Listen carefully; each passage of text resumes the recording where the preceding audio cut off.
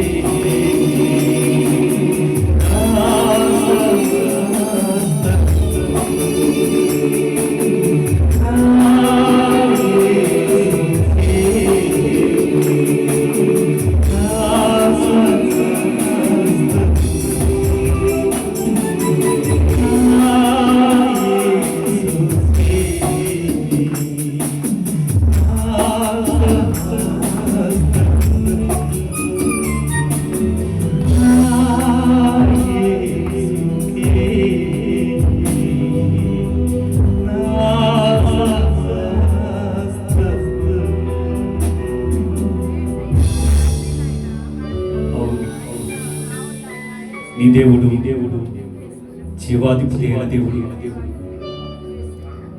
నీ విట్టి రీతిగా ఆయన సన్నిధిలో నిలబడగలిగావంటే ఆయన పెట్టిన జీవాత్మ ద్వారా మాత్రమే నీవు నేను ఆయన స్తుతించగలుగుతున్నావు.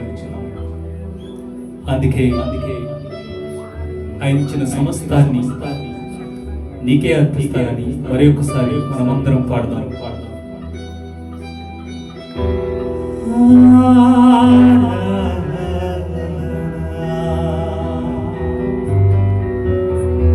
అధిక స్తోత్రము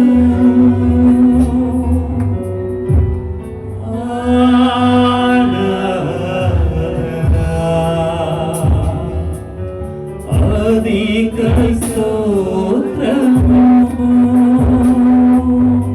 నా యేసుకే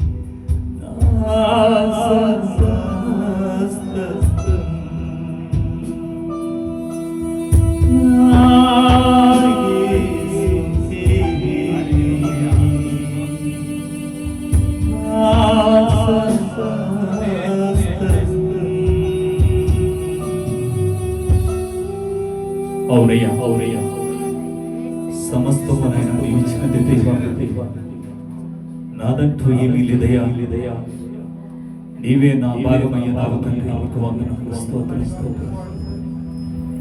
సజీవుడా నీకు వందనాలు స్తోత్రం. అవును తండ్రి, సజీవుడా నీకు వందనాలు స్తోత్రం. ఆమేన్, ఆమేన్, ఆమేన్.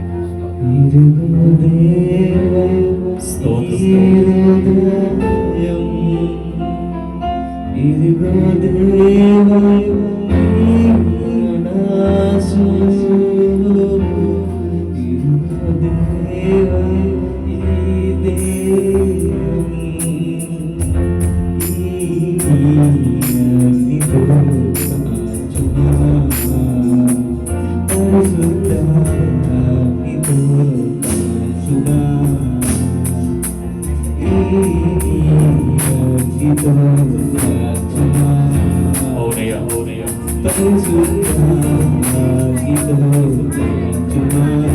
Yes, my Lord.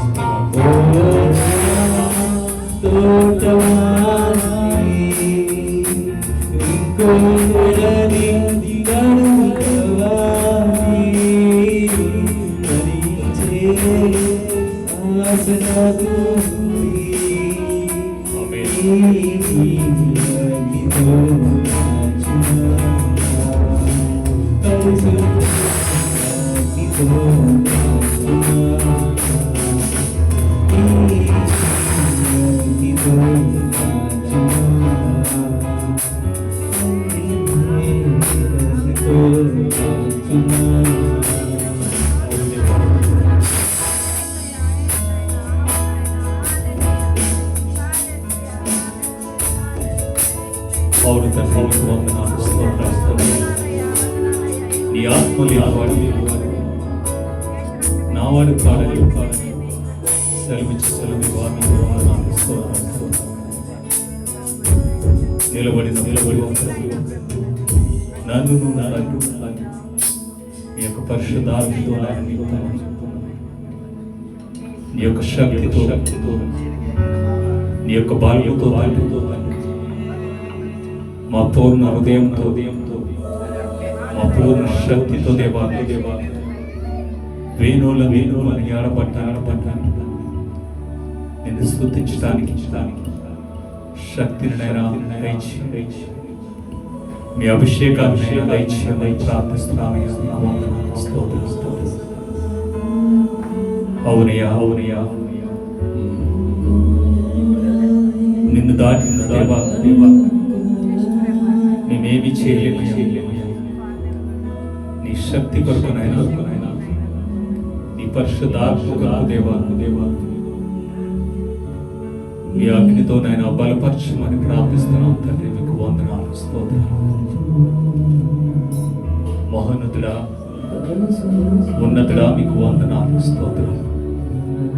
ఎంతవరకు నీ సన్నిధిలో ఇంటి రీతిగా నాయన స్తుతించడానికి కనపరచడానికి నీవు ఇచ్చిన కృపకైనా మీకు వందనాలు స్తోత్రాలు తండ్రి. నీ సన్నిధిలో మహిమపరచగల భాగ్యాన్ని సజీవులుగా ఉంచినందుకు మరి ఒకసారి ఈ పాదాల చెంత అల్పుడనైనా నేను ప్రార్థిస్తున్నాను తండ్రి. మీకు వందనాలు స్తోత్రాలు. మీ బలముతోనైనా నింపండి, మీ శక్తితోనైనా బలపరచమని ప్రార్థిస్తున్నాను. ఇదిగోనైనా ఈ యొక్క ఆరాధనలో నిలబడ్డ ప్రతి ఒక్క బిడ్డను నీవు ఎరిగి ఉన్నవాడు. మేము నాయన తల్లి గర్భంలో పిండముగా రూపింపబడకముందే మా సమస్తాన్ని ఎరిగిన దేవుడు, నీ కొరకునైనా మా జీవితాన్నైనా సమర్పించుకున్నాడు. నీ కొరకునైనా మా జీవితాన్ని అంకితం చేయడానికి కావలసిన సంపూర్ణ యాగంగా మేము నిలబడటానికి నీ కృపను అనుగ్రహించమని మా ప్రభువును రక్షకుడైన యేసయ్య అతి పరిశుద్ధ నామములో ఈ యొక్క స్తుతి ఆరాధనను సమర్పిస్తున్నాము తండ్రి. ఆమేన్, ఆమేన్.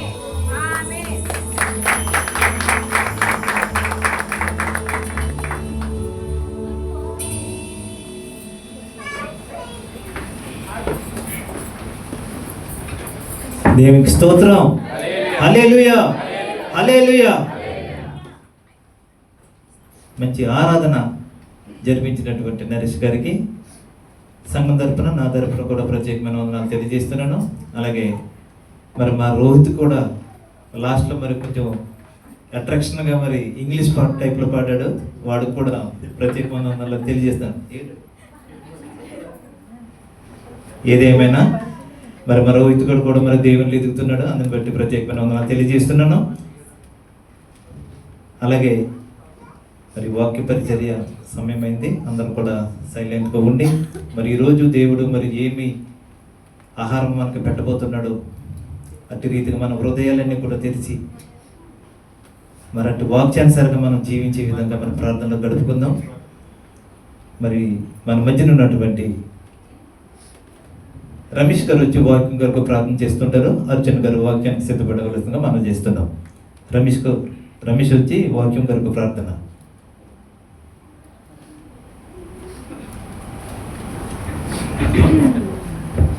ప్రార్థన చేసుకోం.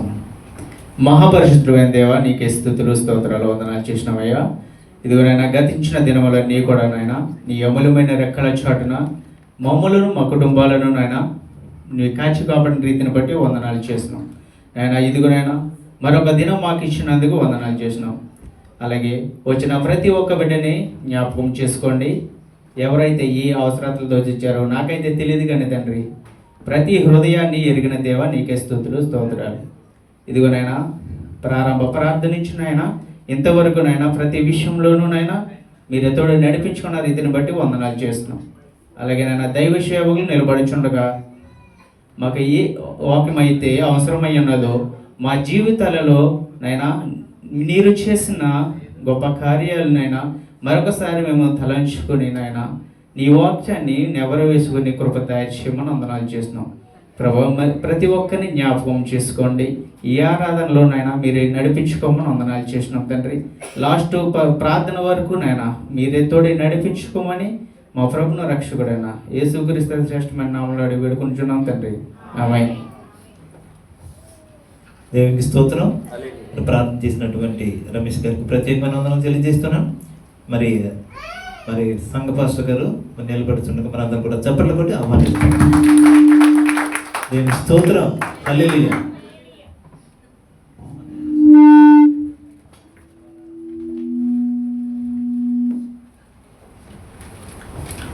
ముందుగా కన్న తండ్రి అయిన దేవాది దేవునికి కృతజ్ఞతలు. అదేవిధంగా చేరు వచ్చిన మీ అందరికీ మన ప్రభువును రక్షకుడిని యేసుక్రీస్తు నామములో నా శుభాభివందనాలు తెలియజేస్తున్నాను. మంచిది ప్రియమైన వాళ్ళారా, మరి వాక్యానికి వెళ్ళిపోదాం. వెళ్ళే ముందు మరి నేను ఒక ప్రాముఖ్యమైన వ్యక్తిని మీకు పరిచయం చేయాలి. మరి నా స్నేహితుడు 20 years అవుతుందండి. మరి ఒకసారి మరి వరుణ్ తేజ్, పేరు వరుణ్ తేజ్. మనం ముద్దుగా అందరూ కూడా వేణు అని పిలుస్తారు. మరి తను రావాల్సింది ఒకసారి.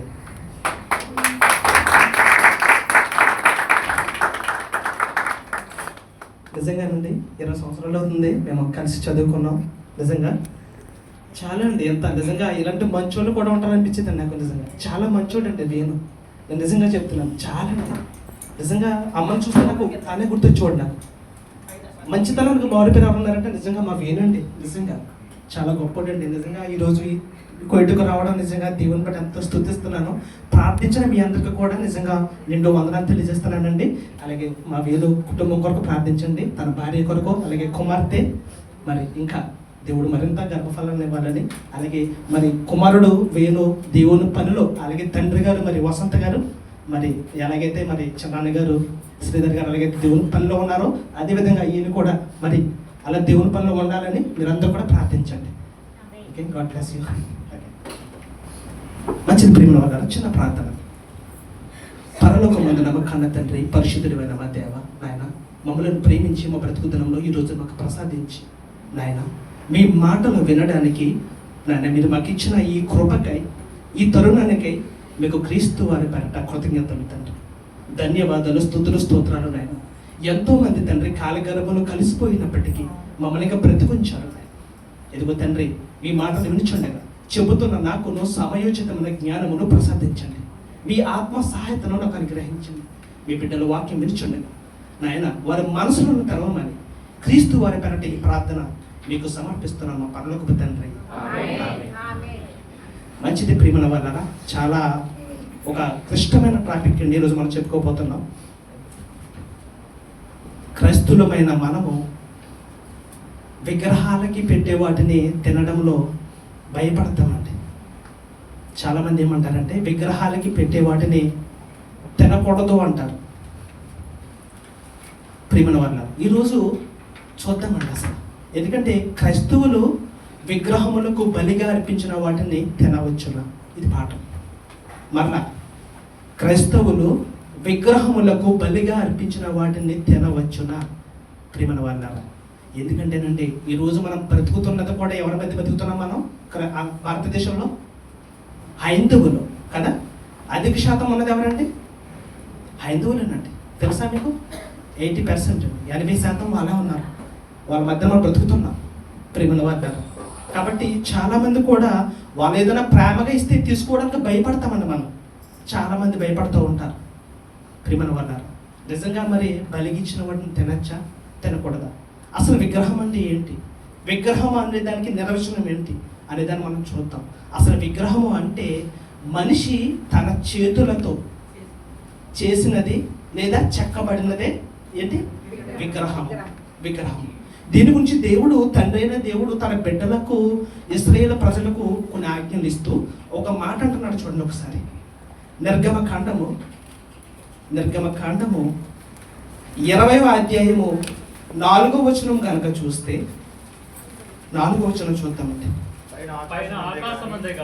పైన ఆకాశం అందే గాని క్రింది భూమి అందే గాని భూమి క్రింద నేల యందే గాని యుండు దేని రూపమునైనను విగ్రహమునైనను.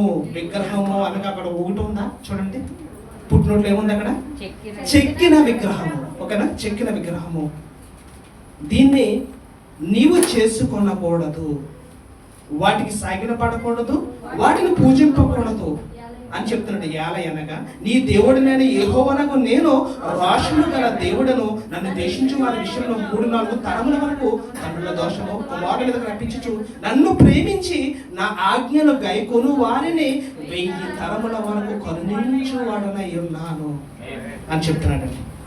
ప్రేమల వల్ల నిజంగానండి ఒక మాట చెబుతూ 3వ వచనంలో చూడండి, ఒక మాట అంటున్నాడు. 3వ వచనంలో, నేను తప్ప వేరొక దేవుడు నీకు ఉండకూడదు. చాలా జాగ్రత్తగా వినండి. నేను తప్ప వేరొక దేవుడు నీకు ఉండకూడదు ప్రియమైన వాళ్ళ. ఎందుకంటే దేవుడు ఒక్కడే ప్రియమైన వాళ్ళ. ఆయన ఎక్కడ ఉన్నాడు? పరలోకమందున్నాడు. ఆయన తండ్రి అయిన దేవుడు. ఆయన సమస్త మానవాళికి తన ఊపిరినిచ్చి ఈరోజు మనం ఎలా ఉంటున్నామంటే ఆయన దేవుని కృప అండి. తండ్రి మనందరిలో ఉన్న ఆత్మ ఎవరిదే? ఎవరు విభజించారు? తండ్రి అయిన దేవుడు ప్రియమైన వాళ్ళ. ఓకే, ఇప్పుడు అర్థమైంది కదా. దేవుడు ఒక ఆజ్ఞ ఇచ్చాడు. ఏమిచ్చాడంటే ఏమన్నాడు? పైన ఆకాశం అందే కానీ క్రింద భూమి అందే కానీ భూమి క్రింద నేల అందే కానీ దేని రూపాన్ని చేసుకోవద్దని ముందుగా చెప్పాడు. వాటిని పూజించకూడదు, వాటిని నమస్కరించకూడదని తన బిడ్డలకు చెప్పాడండి తండ్రి అయిన దేవుడు ఇశ్రాయేలు ప్రజలకు. ఏమండి, అయితే అసలు మరి ఈ విగ్రహాల గురించి, ఎందుకంటే దీని గురించి మరి ఏం రాయించాడు దేవుడు? ఎందుకంటే చాలామంది మనం అనుకుంటున్నాం కదా, చాలామంది మరి తీసుకోవడానికి భయపడుతున్నారు. ఇంకో విషయం తెలుసా అండి, వాళ్ళు ప్రేమగానే ఇస్తారండి. మనం వద్దని ఏం చేస్తున్నాం? తీసుకోకుండా వాళ్ళనే ఏం చేస్తున్నాం? మనం దూరం చేసేస్తున్నాం, దూరం పెట్టేస్తున్నామండి. తెలుసా ప్రియమైన వద్ద ఈరోజు ఖచ్చితంగా మనకు తెలియాలి, విగ్రహాలకు బలిగించిన వాటిని అలా క్రైస్తవులు తినచ్చా, తినకూడదు ప్రియమైన వద్ద. వెళ్తామండి ఒకసారి వాక్యానికి వెళ్తాం. కొలసీలకు రాసిన పత్రిక అపోస్తుడైన పౌలు గారు కొలసీలకు రాస్తూ చెబుతున్న మాటలండి. 3వ అధ్యాయము 5వ వచనం. కొలసీలకు రాసిన పత్రిక 3వ అధ్యాయము 5వ వచనం.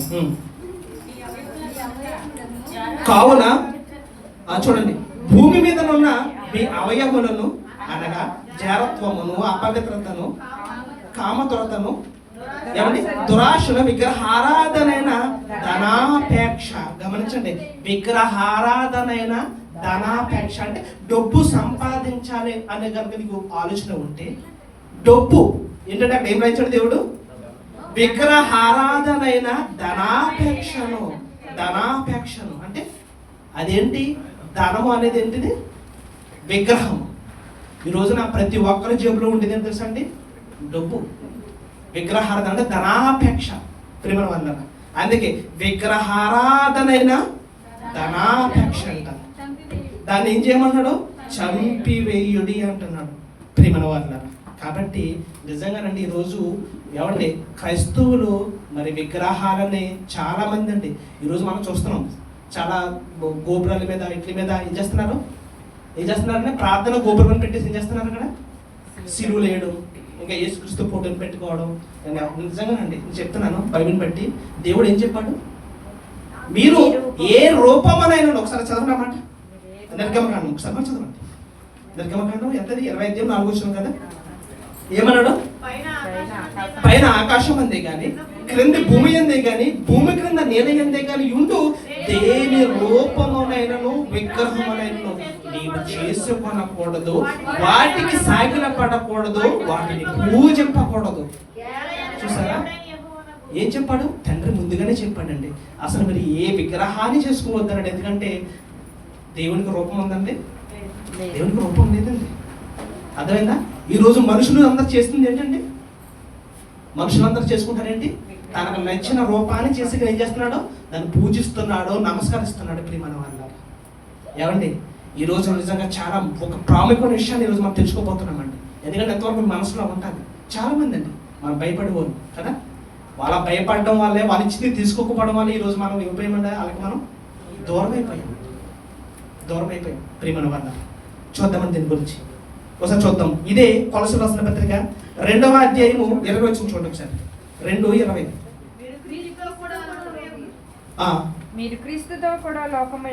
మీరు క్రీస్తుతో కూడా లోకము యొక్క మూల పాఠముల విషయమై బుద్ధి పొందిన వారైతే లోకములో బ్రతుకుచున్నట్లుగా మనుషుల ఆజ్ఞలను పద్ధతులను అనుసరించి చేత పట్టుకొనవద్దు, రుచి చూడవద్దు, ముట్టవద్దు అనే విధులకు మీరు లోబడనేలా.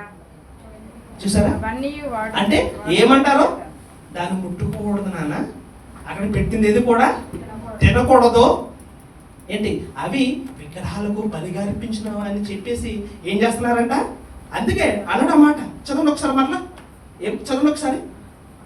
పట్టుకొనవద్దు, రుచి చూడవద్దు అను విధులకు పద్ధతులంట. మనుషుల ఆజ్ఞలను పద్ధతులను అనుసరించి చేత పట్టుకొనవద్దు, రుచి చూడవద్దు, అసలు ముట్టవద్దు అను విధులకు మీరు లోబడనేలా. అవన్నీ వాడుకొనుడి చేత నశించిపోవును. చూసారా? అట్టివి స్వేచ్ఛారాధన విషయంలోను, వినయ విషయములోను, దేహ శిక్ష విషయములోను, జ్ఞాన రూపకమైనవి ఎంచబడుచున్నవే గాని శరీరేచ్ఛ నిగ్రహ విషయములో ఏమాత్రమును ఎన్నిక చేయదగినవి కావు అంటున్నాడు ప్రియమైన వాళ్ళ. పెద్దలు ఏం చెప్తారంటే, పెద్దలు ఏం చెప్తారండి? దాన్ని చూడకూడదు, దాన్ని ముట్టుకోకూడదు, పెట్టి తినకూడదు అని చెప్తున్నారండి. ఇవేంటి? మనుషులు కల్పించిన పద్ధతులు, ఆచారాలండి, విధులు ప్రియమైన వాళ్ళ. ఏమండి కానీ నిజంగా కనుక మన బైబిల్ కనుక చూస్తే తండ్రి అయిన దేవుడు రాయించాడండి. ఒకసారి మార్కు సువార్తలకు వెళ్దాం. మార్కు సువార్త 7వ అధ్యాయము 1 15 చూద్దాం. 7:15 చూడండి. మనిషిని ఏది అపవిత్రం చేస్తుందో చాలా జాగ్రత్తగా వినండి. విగ్రహాల దగ్గర పెడితే అది మన అపవిత్రం చేస్తుంది, అందులో పెట్టింది ఏదో మనలోకి వచ్చేస్తుంది అనుకుంటాం మనం. ఓకేనా? కాబట్టి చాలా జాగ్రత్తగా దాని గురించి దేవుడు రాయించాడు. చూడండి. వెలుపలి నుండి లోపలికి, వెలుపల నుండి అంటే బయట నుండి లోపలికి అంటే మనిషి దేహంలోకి అంట మనిషిని అపవిత్రునిగా చెయ్యగలుగున్నది ఏదియో లేదు చెప్పేశాడు. అంటే బయట నుండి మనం ఏదైనా తిన్నా, నువ్వు కానీ ఏదైనా త్రాగినా అది నిన్ను అపవిత్రపరచదు అని చెప్తున్నాడు. అలా చదవండి మాట ఒకసారి. వెలుపలి నుండి అంటే బయట నుండి లోపలికి పోయి మనిషిని అపవిత్రునిగా చేయగలిగినది ఏది లేదు. కానీ ఇప్పుడు చెప్పండి, లోపలి నుండి బయలు వెళ్ళునవే మనిషిని అపవిత్రునిగా చేయుననెను అని చెప్పాడండి. మరి ఏంటి? లోపల నుండి బయటికి వెళ్ళేదంట ఏంటి? చూడండి ఒకసారి 20 వచనం చెప్తున్నాడు, దాని గురించి చెప్తున్నాడు. మనుషుల లోపల నుండి బయలు వెళ్ళినది మనిషిని అపవిత్రపరచును చెప్పేశాడంట. నిజం అర్థమైందా? అంటే నువ్వు బయటది ఏది తిన్నా అది నిన్ను అపవిత్రం చేయదు. అయ్యో దాన్ని ముట్టుకుంటే అపవిత్రం, అది తింటే అపవిత్రం అని మనం అనుకుంటున్నాం. కానీ అసలు వెలుపల బయట నుండి లోపలికి వెళ్ళేది ఏది కూడా మనిషిని అపవిత్రపరచదు. మరి ఏది అపవిత్రపరచుతుంది అంటే చెప్పాడు. ఏం చెప్పాడు? లోపల నుండి, చూడండి, మనుషుని లోపల నుండి బయలు వెళ్ళినది మనిషిని అపవిత్రపరచును. లోపల నుండి అనగా ఇప్పుడు చెప్తున్నాడు చూడండి, అనగా మనుషుల హృదయములో నుండి దురాలోచనలను, జారత్వములను, దొంగతనములను, నరహత్యలను, వ్యభిచారములను, లాభములను, చెడుతనములను, కృత్రిమమును, కామ వికారమును, మత్సరమును, చూసారా ఎన్ని ఉన్నాయండి ఇవన్నీ అంట. 23 ఈ చెడ్డవన్నీ లోపల నుండి బయలు వెళ్ళి మనిషిని అపవిత్రపరచునని ఆయన చెప్పేశాడండి. అర్థమైందా?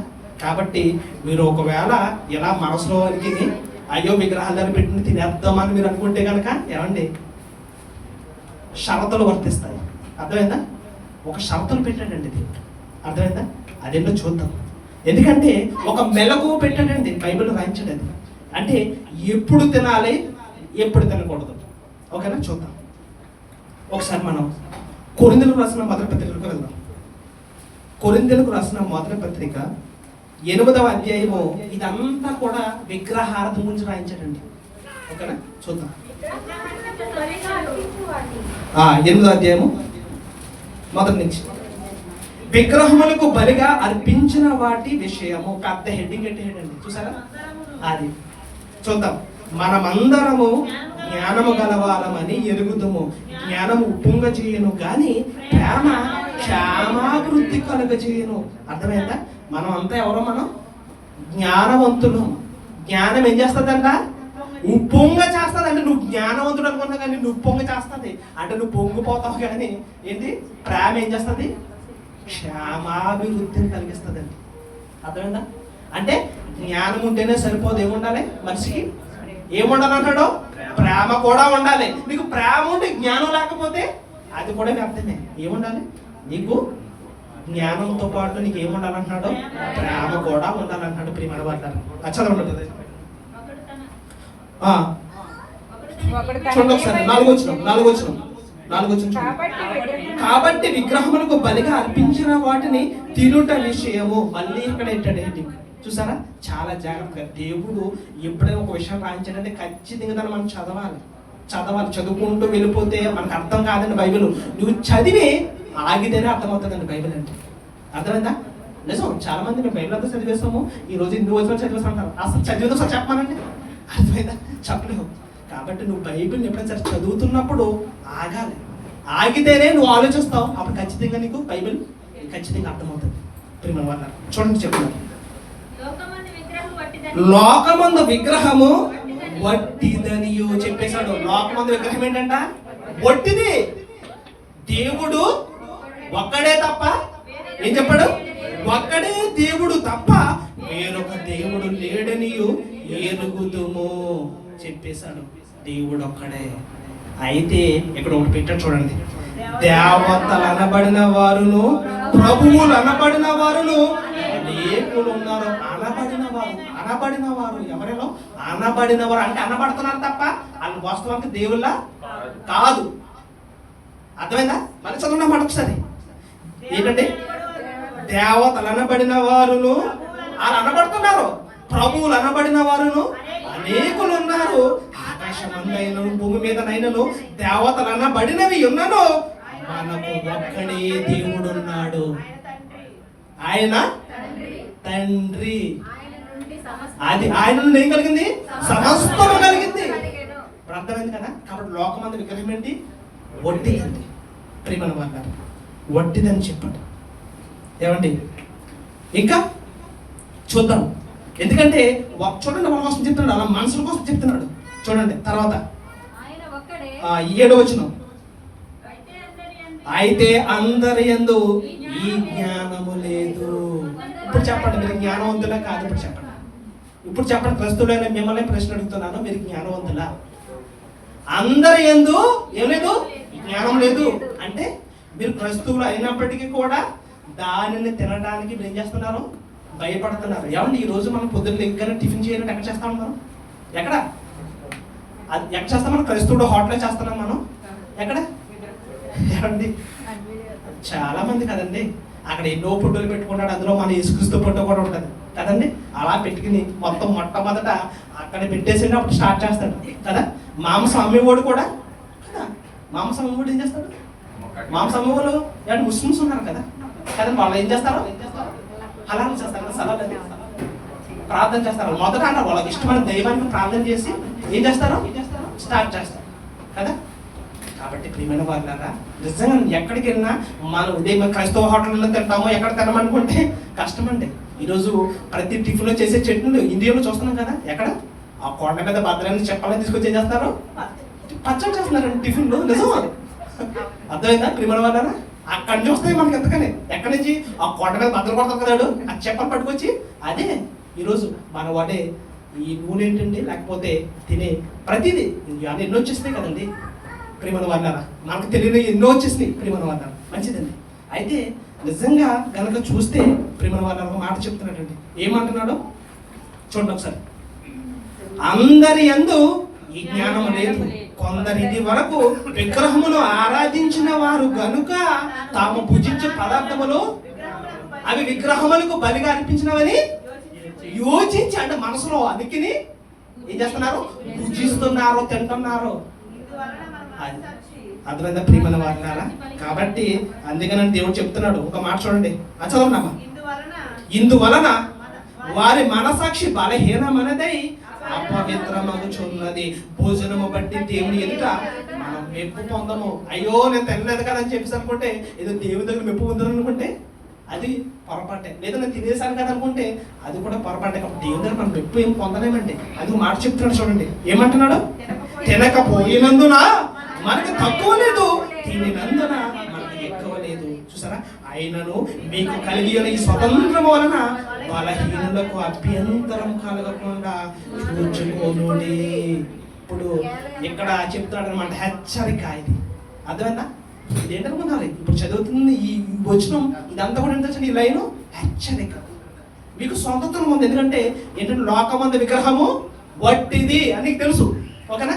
నీకు తెలిసి అంటే దేవుడు ఒక్కడు తప్ప ఇవన్నీ కూడా విగ్రహాలే, ఇట్లా ఏమీ లేదు అని నువ్వు అడిగిన ఒక తింటావేమో. తినే ముందు చెప్తున్నాడు దేవుడు. మనకు చదవండి అన్నమాట. అలా ఏం చదవండి. ఆయనను మీకు కలిగి ఉన్న ఈ స్వతంత్రము వలన. ఏంటి స్వతంత్రము? దేవుడు ఒక్కడని తెలుసు నీకు, కాబట్టి తెలిసి నువ్వు ఏం చేస్తావు? దాన్ని తినేస్తావేమో. కానీ చెప్తున్నాడు చదవండి. ఈ స్వతంత్రము వలన బలహీనులకు అభ్యంతరం కలగకుండా చూచుకోండి. ఎవరు బలహీనులు? ఎవరు బలహీనులు? నూతనంగా వస్తారు కదండి క్రైస్తవంలోనికి, అప్పుడే ప్రభువుని తెలుసుకుని అంటే రక్షణ తీసుకుని అప్పుడే చక్కగా క్రైస్తవంలోనికి. అలాంటి వాళ్ళకి వాళ్ళు ఎవరాలో బలహీనులు. అంటే కొత్తగా వచ్చారు కదా వాళ్ళు ఎవరు? బలహీనులు. ఏమండి అలాంటి వాళ్ళ కోసం వాళ్ళకంట అభ్యంతరం కలగకుండా చూచుకోండి అంటున్నాడు. ఏమండి చూద్దాం 10వ అధ్యాయానికి వెళ్దాం. 10వ అధ్యాయం చదవండి. 10వ వచనం. ఏలయనగా జ్ఞానము గల నీవు విగ్రహముల యందు భోజన పంక్తిని కూర్చుండగా ఒకడు చూచిన ఎడల బలహీనమైన మనసాక్షి గల అతడు విగ్రహములకు బలి ఇవ్వబడిన పదార్థములను తినుటకు ధైర్యము తెచ్చుకొనును కదా. చూసారా? ఇప్పుడు నేను ఉన్నానండి, నేనున్నాను. ఓకేనా? నేను ఇలా కూర్చుని శుభ్రంగా తినేస్తున్నాను, మెక్కేస్తున్నాను. తినేటప్పుడు నా ఫ్రెండ్ వచ్చాడు, వేణు. అయ్యో నా ఫ్రెండ్ తింటాడు కదా నేను తింటే అనుకుంటాడేమో. కానీ ఒక్క విషయం అంటే ఇక్కడ చెప్పాడు, చాలా జాగ్రత్తగా ఉండాలి. ఏమంటున్నాడు చూడ మార్చాలి ఒకసారి.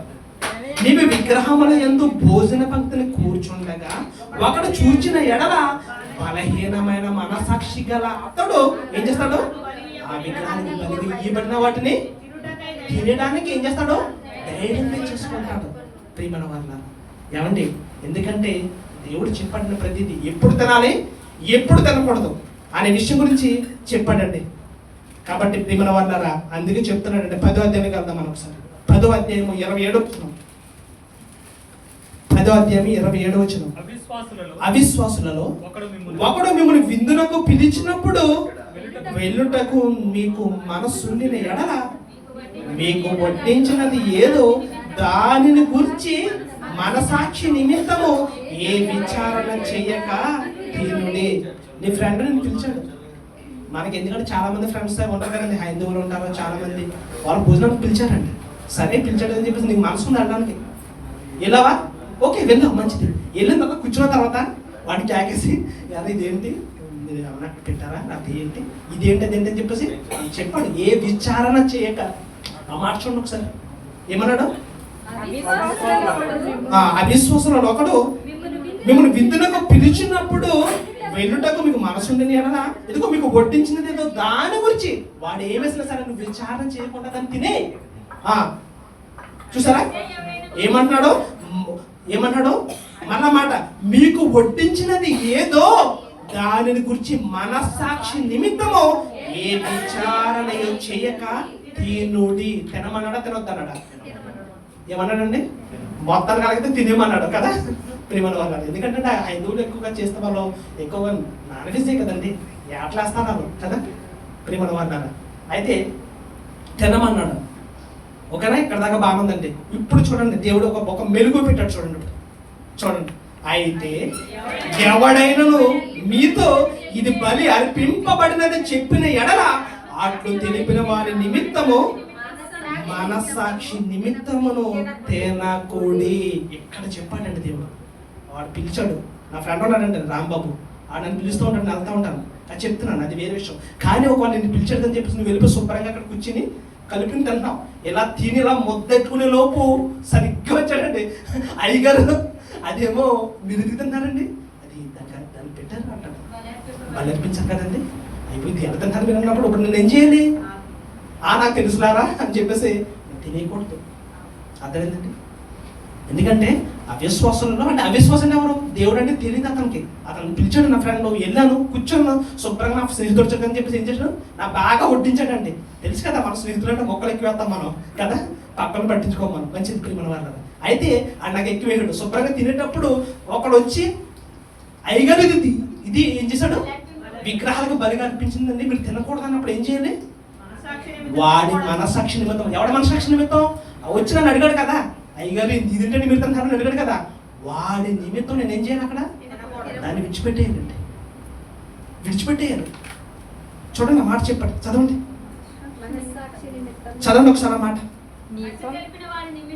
అయితే ఎవడైనను మీతో ఇది బలి అర్పింపబడినది చెప్పిన ఎడల అట్లు తెలిపిన వారి నిమిత్తమును మనసాక్షి నిమిత్తమును తినకూడి.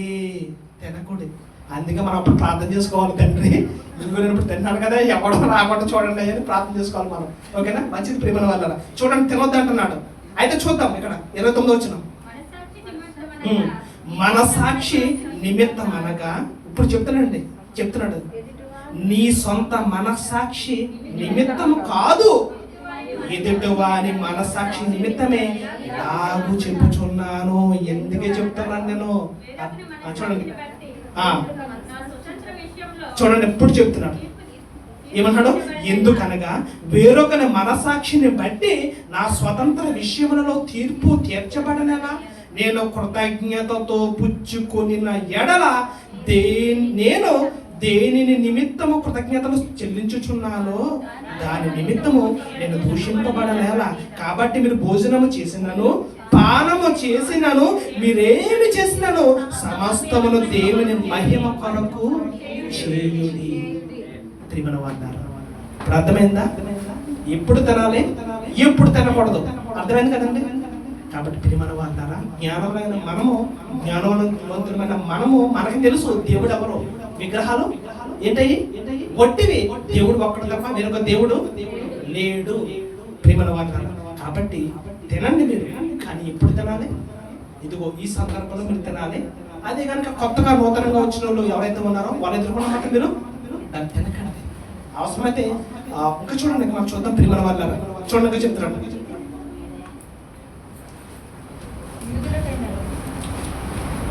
చూడండి ఇంకా చెప్తున్నాడు. 31 వచ్చిన కాబట్టి మీరు భోజనము చేసినను పానము చేసినను మీరు ఏమి చేసిన సమస్తమును దేవుని మహిమ కొరకు చేయుడి అంటున్నాడు ప్రియమైన వారులారా. కాబట్టి నిజంగా నన్ను ఒక విషయంలో కనుక చూస్తే పౌలు గారు ఒక మాట అంటాడు, నా స్నేహితునికి అభ్యంతరం కలగకుండా ఉండడానికి నేను ఎప్పటికీ కూడా మాంసము నేను తిన్నాను అన్నాడండి. తెలుసా అండి పౌలు గారు అలాంటి తీర్మానం తీసుకున్నాడండి. ఆయన మాంసం తింటే మానేశాడండి. ఎందుకు? ఎందుకంటే నేను తింటే ఆడక్కడ బలైపోతాడు. ఎందుకంటే కొత్తగా నూతనంగా వచ్చాడు. ఎందుకంటే నూతనంగా వచ్చాడు, నీ వల్ల ఏమైపోతాడు, నీ వల్ల అతను తిరిగి మరలా పాపంలోకి వెళ్ళిపోతాడు. ప్రియమైన వారులారా, దీని గురించి దేవుడు మరింతగా రాయించాడు. చూడండి ఒకసారి, చూడండి మరింతగా రాయించాడు. చూడండి 11వ వచనం, 8వ అధ్యాయం 11వ వచనం, 8, 11. ఒకసారి 10 నుంచి చూడండి. 10 నుంచి, ఏలయనగా జ్ఞానము గల నీవు విగ్రహాలయమందు భోజన పంక్తిని కూర్చుండగా ఒకడు చూచిన ఎడల బలహీనమైన మనసాక్షి గల అతడు విగ్రహములకు బలి ఇయ్యబడిన పదార్థములను తింటకు ధైర్యము తెచ్చుకున్నాడు కదా. అందువలన ఇప్పుడు చెప్తున్నాడు చూడండి, ఎవని కొరకు క్రీస్తు చనిపోయేనో ఆ బలహీనుడైన ఏంటండి నీ సహోదరుడు నీ జ్ఞానమును బట్టి నశించును. అది అంటే ఏమవుతుంది అక్కడ? అందువలన ఎవరి కొరకు క్రీస్తు చనిపోయేనో ఆ బలహీనుడైన ఆ నీ సహోదరుడు నీ జ్ఞానమును బట్టి నశించును. అర్థమైందా? అర్థమైంది కదా ప్రియమైన వారులారా? అంటే విగ్రహాలకు బలి కల్పించిన వాటి విషయంలో దేవుడు ఒక షరతు పెట్టాడండి, తినండి. కానీ నువ్వు తినే సమయంలో నూతనంగా ఒక క్రైస్తవుడు అంటే అప్పుడే నూతనంగా వచ్చాడు, ఆ వచ్చిన వాడు నేను చూసి అయ్యగారు ఇది మరి బలిచ్చారు కదా అన్నప్పుడు నువ్వేం చేయాలి? దాన్ని తింటూ మానేయాలి. ఒకవేళ నువ్వు తిన్నావనుకో, నేను కనుక తిన్నాననుకో, నా జ్ఞానాన్ని బట్టి ఆడు ఏమిపోతాడో నశించిపోతాడు. కాబట్టి నేను అన్నిటికీ మాంసము అందుకంటున్నా చూడండి ఆ మాట 13వ వచనం. కాబట్టి భోజన పదార్థము వలన నా సహోదరునికి అభ్యంతరం కలిగిన ఎడల నా సహోదరునికి అభ్యంతరం కలుగజేయకుండుటకై నేనెన్నటికీ మాంసము తినను. చూసారా? అదే అలా ఉండాలి ప్రియమైన వారు. ఎందుకంటే ఏమండి, క్రీస్తు రక్తం ఇచ్చాడే, రక్తం ఇచ్చి నేను సంపాదించాడే, నిన్ను కొన్నాడే. మరి అలా కొన్న నిన్ను దేవుడు నీకు ఇంత జ్ఞానాన్ని ఇస్తే నీ జ్ఞానంతో నువ్వు ఆ ఒక వ్యక్తిని క్రీస్తులోకి నడిపిస్తావా? క్రీస్తుకు దూరం చేస్తావా? ఏం చేయాలండి? ఒక వ్యక్తిని మనం ఏం చేయాలి? క్రీస్తులోకి నడిపించాలండి, నడిపించాలి ప్రియమైన వారు. ఈరోజు మన చేతల వల్ల మన పద్ధతి వల్ల ఏం చేస్తున్నామండి? అన్యులను దూరం పెట్టేస్తున్నామండి ప్రియమైన వారు. కాబట్టి మనం తిన్నా అది ఎక్కువ కాదు, తినకపోతే తక్కువ కాదండి. దానివల్ల దేవుని దగ్గర మనం మెప్పేమో పొందాం.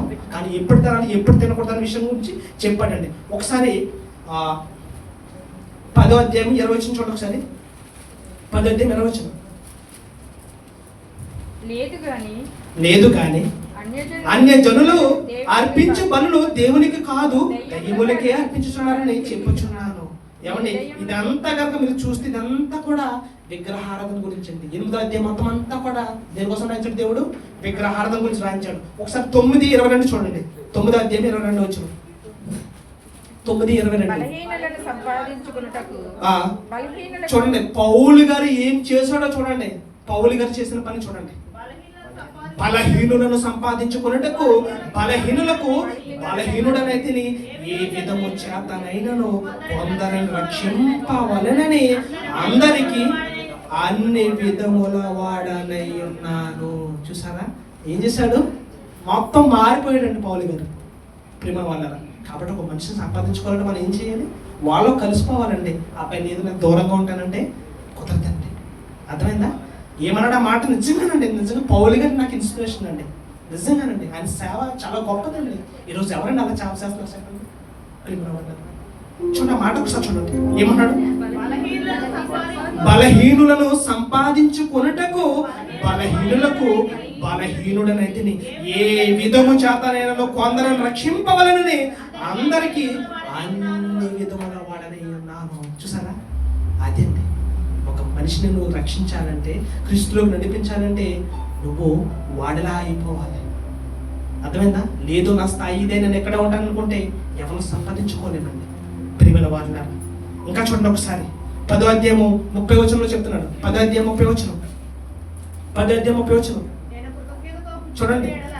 నేను కృతజ్ఞతతో పుచ్చుకొనిన ఎడల నేను దేని నిమిత్తము కృతజ్ఞతాస్తుతులు చెల్లించుచున్నానో దాని నిమిత్తము నేను దూషింపబడినలా. కాబట్టి మీరు భోజనము చేసినను పానము చేసినను మీరు ఏమి చేసినాను సమస్తమును దేవుని మహిమ కొరకు చేయండి. అర్థమైనప్పుడు తినాలా తినకూడదో చెప్పండి. తినాలి, కానీ ఎప్పుడు తినాలి ఎప్పుడు తినకూడదు అనేది ఈరోజు మనం నేర్చుకున్నాం ప్రియమైన వారిని. ఇంకొకసారి చూద్దామంటే, కాబట్టి కృతజ్ఞత, దేవునికి కృతజ్ఞత స్తుతులు చెల్లించి తీసుకుంటే ఏది కూడా విషింపదగినది కాదు. ఎందుకంటే ప్రతిదీ కూడా పరిశుద్ధమైనదండి. ఏమంటే తల్లిదండ్రులు పిల్లలకి ఏమిస్తారండి? చెడ్డవాళ్ళైనా ఏమిస్తారు? చూడండి ఒకసారి ఆ మాట చూడండి. ఎంతది? మత్తయి సువార్త 6వ అధ్యాయం కదా, మత్తయి సువార్త 6వ అధ్యాయం చూడండి ఒకసారి ఆ మాట. మీరు చెడ్డవారే ఉండి చూడండి ఒకసారి ఆ మాట.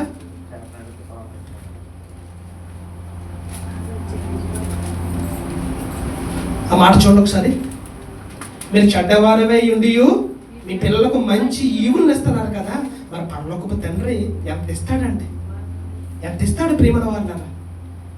ఏమండి నిజంగానండి ఈ బైబిల్ అంతా కనుక చూస్తానంటే దేవుని ప్రేమ అంటే మనకు అర్థమవుతుందండి. కాబట్టి దేవుని జ్ఞానం నేర్చుకున్న మనము, తెలుసుకున్న మనము ఏమండి ఎప్పుడు ఎలా ఉండాలి, వాళ్ళతో ఏ విధంగా ఉండాలి, ప్రతిదీ కూడా దేవుడు రాయించాడండి. కాబట్టి మనం సాధ్యమైనంత వరకు ఏం చేయాలండి?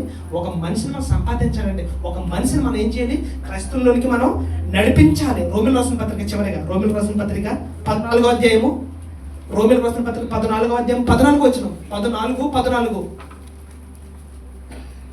త్వరగా.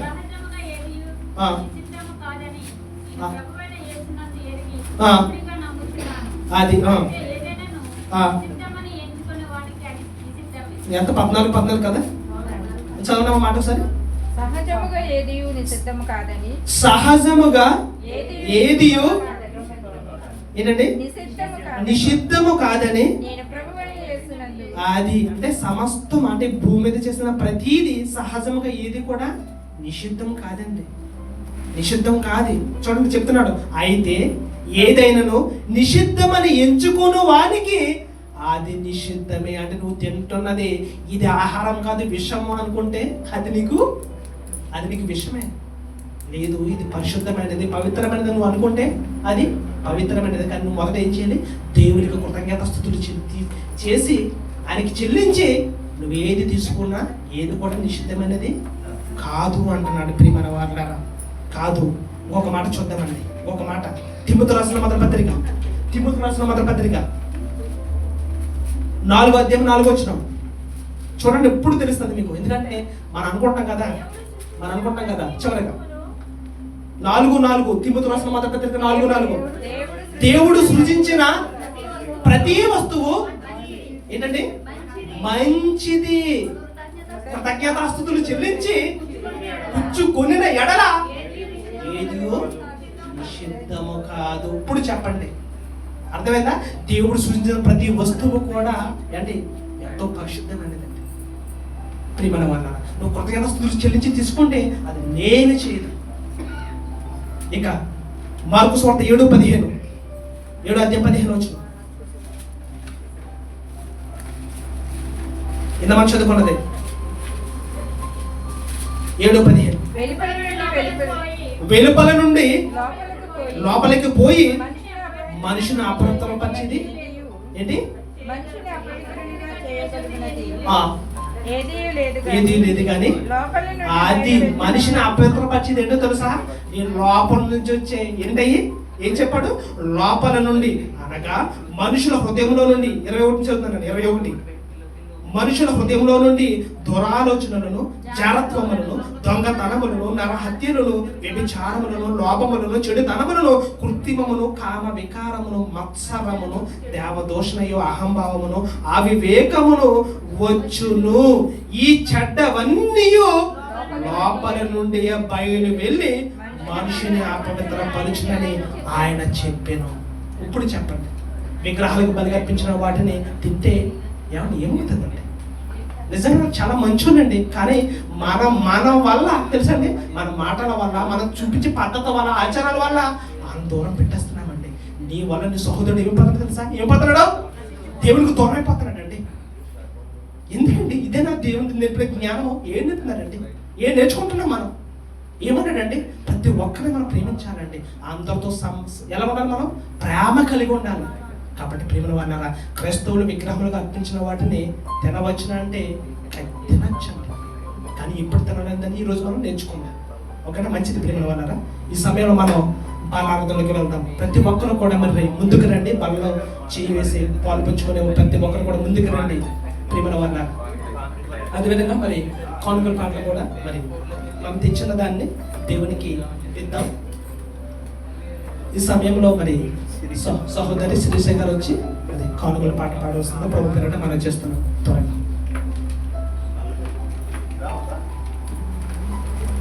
హల్లెలూయా స్తోత్రం.